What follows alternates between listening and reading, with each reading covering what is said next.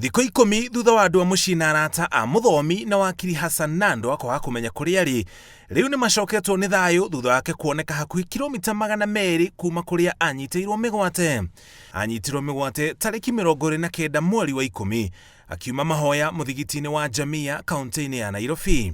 Gĩko gĩkĩ gĩkuruhanĩtio na cira arĩ naguo wa mwĩkũĩrwo wa wĩkinaĩ ũĩkaine ta Elgiva Bwire, ũrĩa wahingĩrĩtwo njera-inĩ ya Kamĩtĩ, no thutha wa Nandwa kuerera cira wake akĩrekererio. Thutha ũcio nĩrĩo Hassan Nandwa anyitirwo mĩgwate nĩ andũ matoĩkaine. Professor is safe and sound, but alarm bells should be ringing in the heads of every sane, law-abiding Kenyan that tomorrow it could be you or me picked from a street. And you might not come back.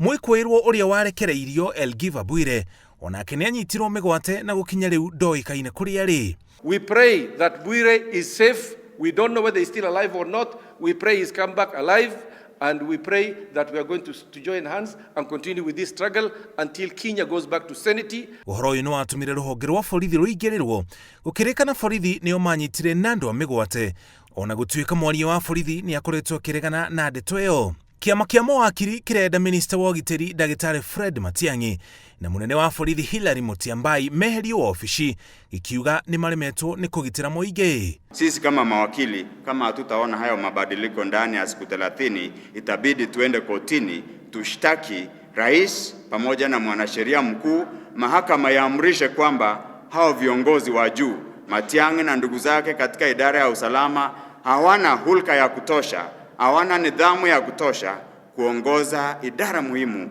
kama idara ya usalama. Nandwa nĩ ahetwo ihinda na bamĩrĩ yake nĩ maabitha a ũthuthuria mbere yake kũhũngwo mahũri nĩguo kũmenyeke nĩa mamũnyitire mĩgwate, kũrĩa mamũigire na gĩtũmi gĩake gĩa kũnyitwo mĩgwate.